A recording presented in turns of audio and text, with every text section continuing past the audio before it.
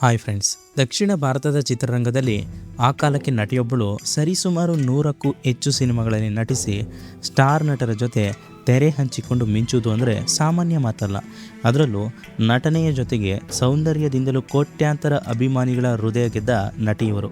ಸ್ನೇಹಿತರೆ, ಕನ್ನಡದ ಆಲುಂಡತವರು ಅಂದ ತಕ್ಷಣ ಕಣ್ಣ ಮುಂದೆ ಬರೋದೇ ಈ ಮುಗ್ಧ ಮುಖ. ಆದರೆ ಇಷ್ಟೆಲ್ಲ ಹೆಸರು, ಹಣ, ಯಶಸ್ಸು ಗಳಿಸಿದ ಈ ನಟಿಯ ಬದುಕಿನ ಒಂದು ನಿರ್ಧಾರ ಮಾತ್ರ ಇಡೀ ಚಿತ್ರರಂಗವನ್ನೇ ಬೆರಗುಗೊಳಿಸಿದೆ. ಸ್ನೇಹಿತರೆ, 50 ವರ್ಷ ದಾಟಿದರೂ ಸೀತಾರಾ ಅವರು ಮದುವೆಯಾಗದೆ ಉಳಿದಿದ್ದಾರೆ. ಸಿನಿಮಾದಲ್ಲಿ 100 ಬಾರಿ ಹಸೆಮಣೆ ಹೇರಿದ ಈ ನಟಿ ನಿಜ ಜೀವನದಲ್ಲಿ ಒಂಟಿಯಾಗಿ ಉಳಿಯಲು ಕಾರಣವಾದ ಆ ಒಂದು ಘಟನೆ ಏನು?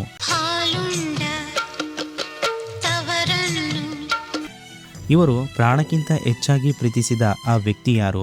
ಸೀತಾರಾ ಅವರ ಜೀವನದ ಈವರೆಗೂ ಯಾರಿಗೂ ತಿಳಿಯದ ಆ ನಿಗೂಢ ಸತ್ಯಗಳನ್ನು ಇವತ್ತಿನ ವಿಡಿಯೋದಲ್ಲಿ ತಿಳಿದುಕೊಳ್ಳೋಣ.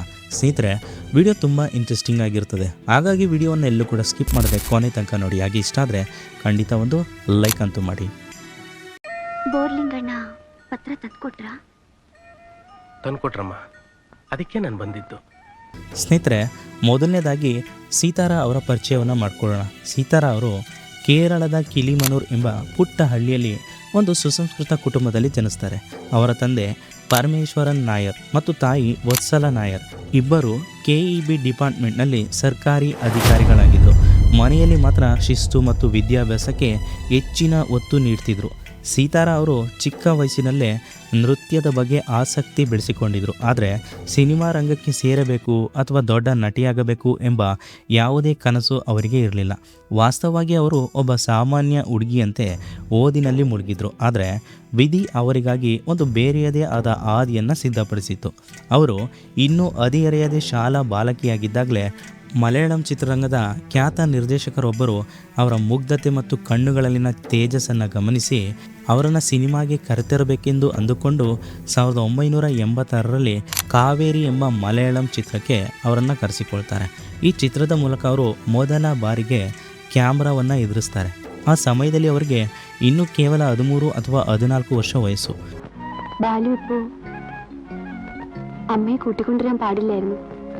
ಮೊದಲ ಚಿತ್ರದಲ್ಲಿ ಅವರ ನಟನೆಗೆ ದೊಡ್ಡ ಮಟ್ಟದ ಮೆಚ್ಚುಗೆ ವ್ಯಕ್ತವಾಯಿತು. ನಂತರ ಅವರು ಹಿಂತಿರುಗಿ ನೋಡಲೇ ಇಲ್ಲ. ಮಲಯಾಳಂನಿಂದ ತಮಿಳು ಚಿತ್ರರಂಗಕ್ಕೆ ಕಾಲಿಟ್ಟ ಅವರು ಅಲ್ಲಿನ ಖ್ಯಾತ ನಿರ್ದೇಶಕ K. ಬಾಲಚಂದರ್ ಅವರ ಕಣ್ಣಿಗೆ ಬೀಳ್ತಾರೆ. ಬಾಲಚಂದರ್ ಅವರು ಸೀತಾರಾ ಅವರನ್ನು ಪುದು ಪುದು ಅರ್ಥಂಗಳ್ ಎಂಬ ಚಿತ್ರದ ಮೂಲಕ ತಮಿಳಿಗೆ ಪರಿಚಯಿಸ್ತಾರೆ. ಈ ಚಿತ್ರವು ಬಾಕ್ಸ್ ಆಫೀಸ್ನಲ್ಲಿ ಸಖತ್ ಹಿಟ್ಟಾಯಿತು ಮತ್ತು ಸೀತಾರಾ ಅವರಿಗೆ ದಕ್ಷಿಣ ಭಾರತದಾದ್ಯಂತ ದೊಡ್ಡ ಹೆಸರು ತಂದುಕೊಟ್ಟ ಸಿನಿಮಾ ಅಂದರೆ ಇದೇ ಸಿನಿಮಾ. Good night. ಕೇವಲ 2-3 ವರ್ಷಗಳಲ್ಲಿ ಅವರು ಮಲಯಾಳಂ, ತಮಿಳು ಮತ್ತು ತೆಲುಗು ಭಾಷೆಗಳಲ್ಲಿ ಬಹು ಬೇಡಿಕೆಯ ನಟಿಯಾಗ್ತಾರೆ. ಭಾಷೆಯ ಗಡಿ ಇಲ್ಲದೆ ಪ್ರತಿಯೊಬ್ಬ ನಿರ್ದೇಶಕರು ತಮ್ಮ ಚಿತ್ರದಲ್ಲಿ ಸೀತಾರಾ ಇರಲಿ ಎಂದು ಬಯಸುವಷ್ಟು ಅವರು ಪ್ರಭಾವಶಾಲಿಯಾಗಿ ಬೆಳೀತಾರೆ. ಇಂದಿಗೂ ಅವರ ಆರಂಭಿಕ ದಿನಗಳ ಆ ಮುಗ್ಧತೆ ಅಥವಾ ಮುಗ್ಧ ನಟನೆ ಮತ್ತು ನೈಸರ್ಗಿಕ ಸೌಂದರ್ಯವನ್ನು ಚಿತ್ರ ಪ್ರೇಮಿಗಳು ಮರೆತಿಲ್ಲ. ಇಷ್ಟು ಚಿಕ್ಕ ವಯಸ್ಸಿನಲ್ಲಿ ಇಷ್ಟೊಂದು ದೊಡ್ಡ ಮಟ್ಟದ ಯಶಸ್ಸು ಸಿಕ್ಕರೂ ಅವರು ಮಾತ್ರ ಅಪ್ಪಟ ಹಳ್ಳಿಯ ಹುಡುಗಿಯಂತೆ ಸರಳವಾಗಿ ಉಳಿದುಕೊಂಡಿದ್ದು ವಿಶೇಷವಾಗಿದೆ. ಸ್ನೇಹಿತರೆ, ಸೀತಾರಾ ಅವರ ಕನ್ನಡ ಚಿತ್ರರಂಗಕ್ಕೆ ಹೇಗೆ ಬಂದರು ಅಂತ ನೋಡೋದಾದರೆ, ಇವರು ಸುವರ್ಣ ಯುಗ ಅಂತ ಕರೀತಾರೆ ಆ ಒಂದು 1990ರ ದಶಕವನ್ನು. ಸ್ನೇಹಿತರೆ, 1990ರ ದಶಕದಲ್ಲಿ ಕನ್ನಡ ಸಿನಿಪ್ರಿಯರು ಕೌಟುಂಬಿಕ ಕಥಾ ಹಂದರದ ಸಿನಿಮಾಗಳನ್ನು ಅತಿಯಾಗಿ ಹಚ್ಚಿಕೊಂಡಿದ್ರು. ಆ ಕಾಲದಲ್ಲಿ 1994ರಲ್ಲಿ ಬಿಡುಗಡೆಯಾದ ಒಂದು ಸಿನಿಮಾ ಅದೇ ಆಲುಂಡತವರು. ಈ ಸಿನಿಮಾ ಸೀತಾರಾ ಅವರಿಗೆ ಒಂದು ಚಾನ್ಸ್ ಕೊಡೋದಲ್ದೇ ಅವರ ಕೆರಿಯರ್ನಲ್ಲೇ ಒಂದು ಮೈಲುಗಲ್ಲನ್ನು ಸೃಷ್ಟಿಸಿತು. ಹೆಣ್ಮಕ್ಳು ಯಾವತ್ತಿದ್ರು ಹೆಣ್ಮಕ್ಳೇನಮ್ಮ, ಗಂಡ್ಮಗ ಆಗೋಕ್ಕಾಗತ್ತಾ? ಜ್ಯೋತಿ, ಇನ್ನೋಡು.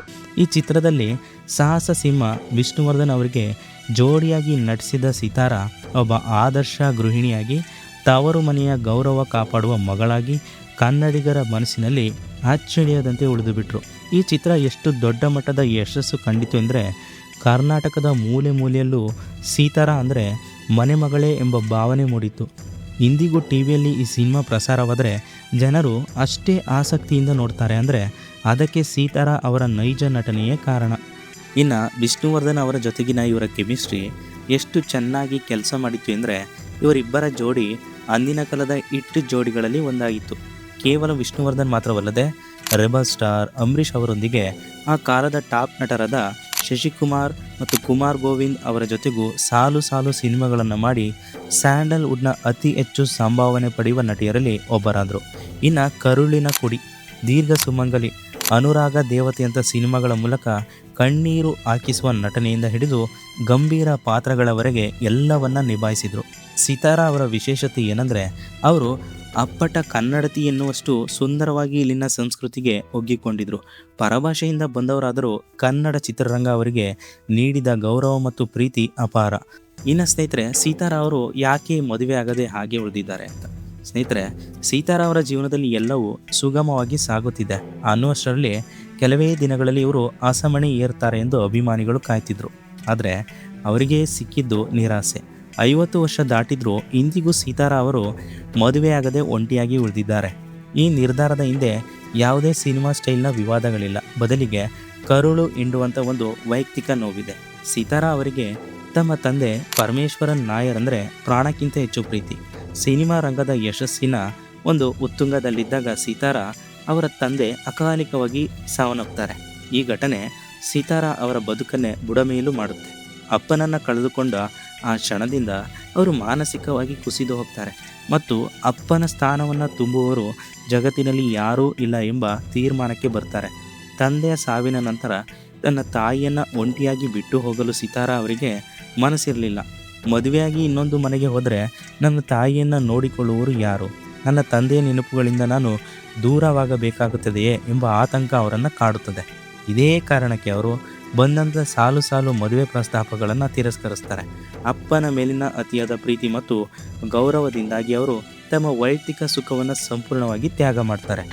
ಹೆಣ್ಮಕ್ಳು ಯಾವತ್ತಿದ್ರೂ ಹೆಣ್ಮಕ್ಳೇನಮ್ಮ, ಗಂಡ್ಮಗ ಆಗೋಕ್ಕಾಗತ್ತಾ? ಜ್ಯೋತಿ, ಇಲ್ಲಿ ನೋಡು, ಒಂದಲ್ಲ ಒಂದಿನ ಎಲ್ಲ ಹೆಣ್ಮಕ್ಳು ತವರನ್ನ ಬಿಟ್ಟು ಹೋಗ್ಲೇಬೇಕಲ್ವಾ? ನಾನು ಮದುವೆ ಆಗದಿರಲು ಅಪ್ಪನೇ ಕಾರಣ, ಅವರ ನೆನಪಿನಲ್ಲೇ ಬದುಕುವುದು ನನಗೆ ನೆಮ್ಮದಿ ನೀಡುತ್ತದೆ ಎಂದು ಅವರು ಹಲವು ಸಂದರ್ಶನಗಳಲ್ಲಿ ಭಾವುಕರಾಗಿ ಹೇಳಿಕೊಂಡಿದ್ದಾರೆ.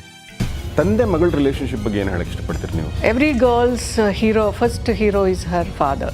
So even my father is my hero. ಈ ನಿರ್ಧಾರ ಅನೇಕರಿಗೆ ಅಚ್ಚರಿ ಮೂಡಿಸಿದರೂ ಒಬ್ಬ ಮಗಳಾಗಿ ಅವರು ತೋರಿದ ಈ ಬದ್ಧತೆ ಮಾತ್ರ ಎಲ್ಲರೂ ಮೆಚ್ಚುವಂಥದ್ದು. ಇಂದಿಗೂ ಅವರು ಮದುವೆಯ ಬಗ್ಗೆ ಕಿಂಚಿತ್ತೂ ಪಶ್ಚಾತ್ತಾಪ ಪಡದೆ ಚಿತ್ರರಂಗದ ಕೆಲಸಗಳಲ್ಲಿ ಮಗ್ನರಾಗಿದ್ದಾರೆ. ತಂದೆಯ ನೆನಪಿ ಅವರ ಬದುಕಿಗೆ ಶ್ರೀರಕ್ಷೆ ಆಗಿದೆ. ಇನ್ನು ಸ್ನೇಹಿತರೆ, ಇವರ ಬಗ್ಗೆ ಕೇಳಿ ಬಂದಂಥ ಗಾಸಿಪ್ಗಳು. ಸಿತಾರಾ ಅವರಂಥ ಗ್ಲಾಮರ್ ಪ್ರಪಂಚದ ಮಿಂಚಿನ ತಾರೆ ಗಾಸಿಪ್ಗಳಿಂದ ಸಂಪೂರ್ಣವಾಗಿ ದೂರವಿರುವುದು ಅಸಾಧ್ಯವಾಗಿತ್ತು. ಯಾಕಂದರೆ ಅವರು ಯಶಸ್ಸಿನ ಉತ್ತುಂಗದ ಕಾಲದಲ್ಲಿ ಸಹ ನಟರೊಂದಿಗೆ ಅವರ ಹೆಸರು ಹಲವು ಬಾರಿ ತುಳುಕು ಹಾಕಿಕೊಂಡಿತ್ತು. ವಿಶೇಷವಾಗಿ ತಮಿಳು ಮತ್ತು ತೆಲುಗು ಚಿತ್ರರಂಗದ ಕೆಲವು ಖ್ಯಾತ ನಟರೊಂದಿಗೆ ಸಿತಾರಾ ಪ್ರೀತಿಯಲ್ಲಿದ್ದಾರೆ ಎಂಬ ವದಂತಿಗಳು ಅಂದಿನ ಸಿನಿಮಾ ಪತ್ರಿಕೆಗಳಲ್ಲಿ ದೊಡ್ಡ ಸುದ್ದಿಯಾಗಿದ್ದವು. ಕೆಲವು ನಿರ್ದೇಶಕರ ಜೊತೆಗೂ ಅವರ ಹೆಸರು ಕೇಳಿ ಬಂದಿತ್ತು. ಆದರೆ ಸಿತಾರಾ ಈ ಯಾವುದೇ ಗಾಸಿಪ್ಗಳಿಗೆ ಎಂದೂ ಕಿವಿಗೊಡಲಿಲ್ಲ ಅಥವಾ ಬಹಿರಂಗವಾಗಿ ಪ್ರತಿಕ್ರಿಯಿಸಿ ವಿವಾದಗಳನ್ನು ದೊಡ್ಡದು ಮಾಡಲಿಲ್ಲ. ಅವರ ಮೌನವೇ ಅಂಥ ಸುದ್ದಿಗಳಿಗೆ ಉತ್ತರವಾಗಿತ್ತು. ಇನ್ನು ವಿವಾದಗಳ ವಿಷಯಕ್ಕೆ ಬಂದರೆ, ಸಿತಾರಾ ಅವರು ಚಿತ್ರರಂಗದ ಅತ್ಯಂತ ಶಿಸ್ತಿನ ಮತ್ತು ವಿವಾದ ರಹಿತ ನಟಿ ಎಂಬ ಹೆಸರನ್ನು ಗಳಿಸಿದ್ದಾರೆ. ಆದರೆ ಕಿರುತೆರೆಗೆ ಬಂದ ನಂತರ ಅವರು ಆಯ್ಕೆ ಮಾಡಿಕೊಳ್ಳುವ ಪಾತ್ರಗಳ ಬಗ್ಗೆ ಸಣ್ಣ ಪುಟ್ಟ ಚರ್ಚೆಗಳು ನಡೆದಿದ್ದವು. ಅದರಲ್ಲೂ ಅವರು ನೆಗೆಟಿವ್ ಛಾಯೆ ಇರುವ ಅಥವಾ ಅತಿಯಾದ ಗಂಭೀರ ಪಾತ್ರಗಳನ್ನು ಒಪ್ಪಿಕೊಂಡಾಗ ಒಬ್ಬ ಸ್ಟಾರ್ ನಟಿ ಇಂಥ ಪಾತ್ರ ಮಾಡಬೇಕಾ ಎಂಬ ಮಾತುಗಳು ಕೇಳಿಬಂದವು. ಆದರೆ ಸಿತಾರಾ ಅವರು ಬಹಳ ಸ್ಪಷ್ಟವಾಗಿ ಕಲಾವಿದರಿಗೆ ಪಾತ್ರದ ತೂಕ ಮುಖ್ಯವೇ ಹೊರತು ಅದು ಪಾಸಿಟಿವ್ ಅಥವಾ ನೆಗೆಟಿವ್ ಎಂಬುದಲ್ಲ ಎಂದು ಹೇಳುವ ಮೂಲಕ ತಮ್ಮ ವೃತ್ತಿಪರತೆಯನ್ನು ಸಾಬೀತುಪಡಿಸಿದರು. ವೃತ್ತಿ ಜೀವನದಲ್ಲಿ ಯಾವುದೇ ಕಪ್ಪು ಚುಕ್ಕೆ ಇಲ್ಲದಂತೆ ಗಾಸಿಪ್ಗಳನ್ನು ಸೌಜನ್ಯದಿಂದಲೇ ಮೆಟ್ಟಿ ನಿಂತು ಬೆಳೆದ ಅಪರೂಪದ ವ್ಯಕ್ತಿತ್ವ ಸಿತಾರಾ ಅವರದ್ದು.